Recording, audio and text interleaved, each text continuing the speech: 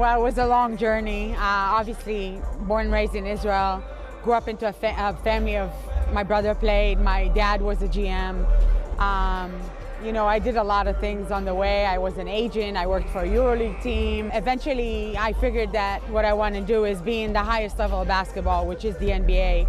So I imagine when people see your resume, they're like, wow, you've literally played every single role that you can think of. So how has all of those roles been able to benefit you in this position of being a general manager? You think it would, right? Yeah, I came here, I thought I did a lot, and I thought I'd be very ready.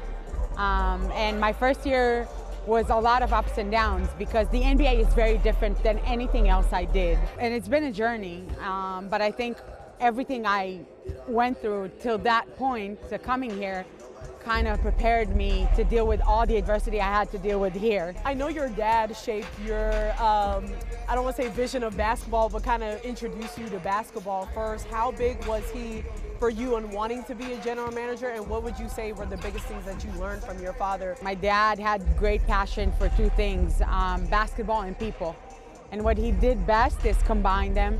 As a GM, I used to go with him everywhere and watch how he interacts with the players, how he interacts with the coaches, what he does, how is he as a leader, you know, what steps he's taking. So for you, you are the first in this franchise. Yeah. Was that intimidating for you at all? And if not, what was your mindset when you said, okay, I know I'm gonna be the first, how am I gonna go in there to make sure that they take me seriously as a woman in this game? I never looked at myself being a female as an underdog or as someone who cannot do certain things. I always walk into a room with my head up.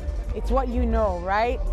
Whether you're a male or a female, it's what you know, it's what you're good at, and that's what should matter. For you, what do you tell other young women that see you walking courtside and seeing you do this job and say, I want to be that next GM? I say, obviously believe in your dreams, but also be a student of the game. Be a student of everything around the game. Make sure you know your stuff. Make sure you network as much as you can. Make sure you do the right things. Make sure you hold yourself accountable to things that you need to learn and things you don't do the right way. And make sure you get better every day. And don't be afraid to go out there and speak. And don't be afraid to put yourself out there. So is it safe to say that the next step could be a GM in the NBA? I mean, I always manifested that I'll be in the NBA and I'll be a GM of an NBA team one day. So I'm still manifesting that. I'm very happy where I'm at now. I'm learning every day. I'm enjoying my role. I enjoy working with our people, with our players. I don't know when it's going to come. I just know it's going to come.